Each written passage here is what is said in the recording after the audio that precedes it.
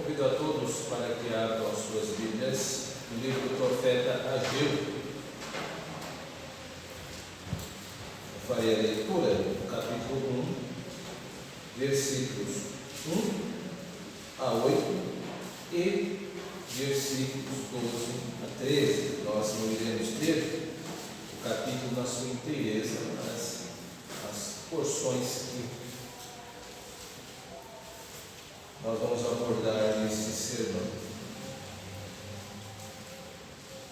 Livro do profeta Ageu, capítulo 1, verso 1 a 8 e versos 12 a 13.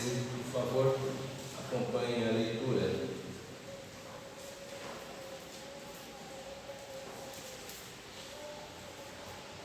No segundo ano do rei Dario, no sexto mês, no primeiro dia do mês, veio a palavra do Senhor por intermédio do profeta Ageu a Zorobabel, filho de Salatiel, governador de Judá, e a Josué, filho de Josadaque, o sumo sacerdote, dizendo: Assim fala o Senhor dos Exércitos. Este povo diz: não veio ainda o tempo em que a casa do Senhor deve ser edificada. Veio, pois, a palavra do Senhor por intermédio do profeta Ageu, dizendo: acaso é tempo de habitardes vós em casas apaineladas, enquanto esta casa permanece em ruínas? Ora, pois assim diz o Senhor dos Exércitos: considerai o vosso passado. Tendes semeado muito e colhido pouco. Comeis, mas não chega para fartar-vos. Bebeis, mas não dá para saciar-vos. Vestir-vos, mas ninguém se aquece. E o que recebe salário, recebe para pô-lo num saquitel furado. Assim diz o Senhor dos Exércitos: considerai o vosso passado. Subi ao monte, trazei madeira e edificai a casa. Dela me agradarei e serei glorificado, diz o Senhor. Verso 12 e 13. Então Zorobabel, filho de Salatiel, e Josué, filho de Josadaque, o sumo sacerdote, e todo o resto do povo atenderam a voz do Senhor, seu Deus, e as palavras do profeta Ageu, as quais o Senhor, seu Deus, o tinha mandado dizer. E o povo temeu diante do Senhor.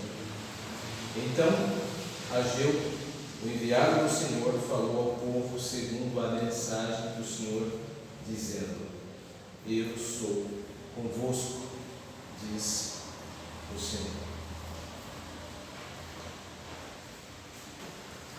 Meus irmãos e irmãs, do ponto de vista de Deus, todos nós aqui somos agricultores.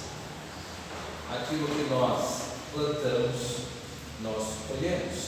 Não sou eu que disse isso. Quem diz isso é o próprio apóstolo Paulo aos Gálatas, no capítulo 6, no verso 7. Ele usa como recurso uma linguagem do meio rural para fazer uma aplicação em todas as áreas da vida, uma aplicação universal, ou seja, tudo aquilo que nós plantamos, nós vamos colher em qualquer área, seja no trabalho, seja no estudo, seja na vida sentimental. E nós vemos uma aplicação deste entendimento nesse texto que nós acabamos de ler. Os israelitas, eles estavam plantando desprezo a Deus e por causa disso estavam colhendo insucessos em suas vidas e seus projetos pessoais. Eu vou reformular: os israelitas, eles estavam desprezando a Deus e por causa desse desprezo, esse plantio de desprezo, estavam recolhendo fracassos em seus projetos pessoais. Devemos entender aqui que o desprezo a Deus se expressa no desprezo ao templo. O templo era a representação máxima Deus no meio do povo. Logo, quando se desprezava o templo, também se desprezava a Deus. É importante notarmos, meus irmãos e irmãs, que geralmente nós olhamos os nossos insucessos pelos nossos próprios pontos de vista. O que eu queria não aconteceu. Veja só que injustiça, como tratam comigo. Mas esse texto nos dá uma oportunidade de ver os nossos insucessos do ponto de vista de Deus. E também nos dá uma oportunidade de refletirmos acerca da importância que damos e do valor que damos ao reino de Deus, fazendo pelo menos duas perguntas aqui a esse texto. Como podemos honrar a Deus e como não devemos desprezar a Deus? Essas são perguntas que esse texto nos permite meditar um pouco. Vamos começar pela segunda. Como não devemos desprezar a Deus? E o texto, ele se preocupa com isso. Primeiro, o texto diz e responde essa pergunta da seguinte forma: nós não devemos desprezar a Deus desprezando o templo. Os israelitas, com que o texto está tratando, eram os israelitas que estavam voltando do cativeiro babilônico. Creio que você deve lembrar-se que os judeus eles foram banidos da sua terra natal devido à sua constante queda em idolatria e foram levados para dois cativeiros, judeus que eu digo tanto aqueles que viviam no reino do norte, Israel, quanto o reino do sul, Judá. Mas nos concentramos no reino do sul, Judá, que foi para a Babilônia. É a estes que o texto se dirige. Esses homens e mulheres, esses israelitas, voltaram para a terra natal por uma bendita providência, e eles tinham a oportunidade de fazer diferente do que os seus pais antes deles fizeram, ou seja, poderiam honrar a Deus, obedecê-lo, coisa que os pais deles não fizeram, por isso foram levados ao cativeiro. Note que no texto, pelo menos por dois momentos, Deus diz: olha, considerem o passado de vocês. Isso tinha um peso muito grande, porque aqueles homens e mulheres estavam voltando do passado não tão distante, onde eles foram banidos do maior bem que eles poderiam ter nessa terra, que era a terra prometida, e agora eles estavam voltando. Mas essa palavra considerar o passado não se repetia, não se referia apenas ao passado mais distante dos israelitas, mas no trato que eles estavam tendo com seus projetos pessoais. Considerem o passado de vocês. Esses israelitas, eles poderiam até pensar assim, até dizer assim: olha, mas nós temos o tempo em nosso horizonte, é que ainda não chegou o tempo de construir o templo. Não chegou o tempo do templo. Então, uma brincadeira com a linguagem. E Deus então os confronta. Muito bem. Então não tem tempo para mim, não tem tempo para o templo, mas tem tempo para os seus projetos pessoais, para as suas casas apaineladas. O que significa apainelar aqui nesse texto? Significa forrar as paredes com painéis, com decoração. O povo ele estava mais preocupado em decorar a sua casa, cuidar dos seus próprios afazeres, do que com a casa de Deus que estava em ruínas. Então Deus julga o caso e diz assim: muito bem, se vocês fazem isso, considerem que vocês trabalham muito, mas vão ganhar pouco. Vocês vão comer, mas não vão se satisfazer. Vocês bebem e não se saciam. Vestem-se e não se aquecem. Recebem salário, mas não retêm, porque eu com um sopro o dissipo. Por quê? Porque vocês têm desprezado o tempo. Portanto, meus irmãos e irmãs, isso quase dá uma equação. O desprezo a Deus pode estar por trás do insucesso dos nossos planos pessoais. É o que o texto tenta comunicar aqui aos israelenses. Portanto, o caminho mais rápido para o sucesso dos planos pessoais, em vista desse texto, em vista da profecia de Ageu, é o desprezo a Deus expresso pelo desprezo ao mundo. Agora nós podemos voltar a uma outra pergunta que fizemos no começo.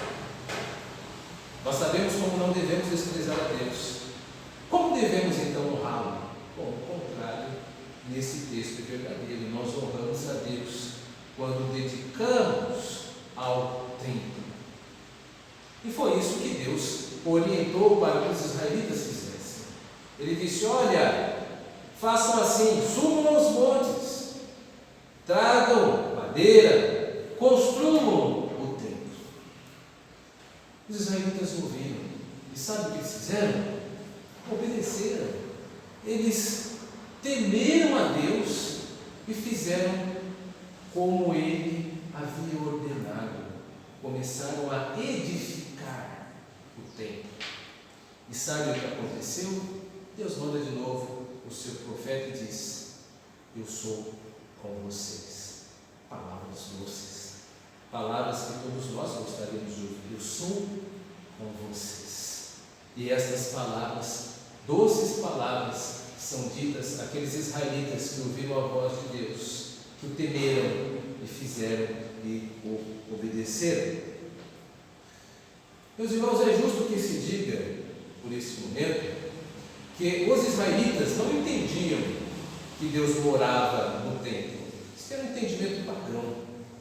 Eu posso afirmar isso com toda tranquilidade, porque lembro-me, e creio que você também lembra, das palavras de Salomão, quando estava inaugurando o primeiro templo, onde ele diz: olha, nem os céus dos céus podem conter a tua presença, ó Deus, que irá esta casa. Entretanto, quando as orações foram feitas aqui, ouça, sempre os israelitas carregavam esse entendimento de que o templo não abrigava a Deus, mas o templo era a representação máxima da presença de Deus em meio ao povo, pelo menos no Antigo Testamento. Bom, nós não vivemos mais no Antigo Testamento, e hoje, o que seria o templo de Deus? O templo de Deus é a igreja do Senhor. Nós vemos isto, esta expressão tão paulínea, tão do apóstolo Paulo, quando chama a igreja do templo do Espírito Santo. E ele faz uso desse tipo de fala na Epístola de 1 aos Coríntios, 2 aos Coríntios e também na sua Epístola aos Efésios. E por expressão templo do Espírito Santo, ele sempre se dirigiu à igreja. A igreja que eu me refiro, a igreja na sua coletividade, nós como comunidade, quanto povo de Deus, e não como pessoas individuais. O que eu estou tentando dizer é que você sozinho não é o templo de Deus, não é o templo do Espírito Santo, como infelizmente alguns cânticos querem sugerir. Eles estão errados, biblicamente falando, mas quem é templo do Espírito Santo é a igreja, a comunidade cristã. Como Paulo deixa isso bem claro, todas as vezes em que utiliza a expressão templo do Espírito Santo, se refere à igreja quanto comunidade. Este é o povo de Deus, este é, aliás, o templo de Deus em nossos dias. O templo não é este patrimônio, este edifício. Claro que para nós é sempre interessante termos um templo bem arrumado, bem arranjado, mas o templo não é este. Deus não está preocupado com as paredes e com as aparelhagens. Deus está preocupado com as pessoas, com aquelas que entram neste recinto para cultuá-lo, aqueles que professam o seu nome. São esses o templo de Deus. E Deus está preocupado com a edificação deste templo. E nós podemos ver isso muito claramente nas últimas palavras de Cristo. Cristo à sua igreja, antes de ascender, que está registrado no livro de Mateus, no seu capítulo 28, versículo 18 em diante, onde ele diz àqueles que estavam ouvindo: ide, portanto, fazei discípulos entre as nações, dará o método, batizando, etc, etc. E depois ele irá dizer: ensinando a guardar todas as coisas.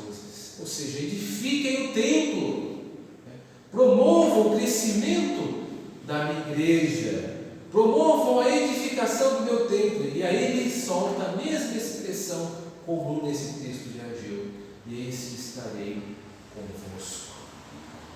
A presença de Deus, a presença de Jesus Cristo, ela é conferida à sua igreja quanto comunidade. Deseja ter o Senhor como sua companhia, deseja ter a certeza de que Deus é convosco. Você precisa fazer dos planos de Deus as suas prioridades, precisa tornar as prioridades de Deus as suas prioridades, porque esse foi o erro básico daqueles israelitas que retornaram do exílio.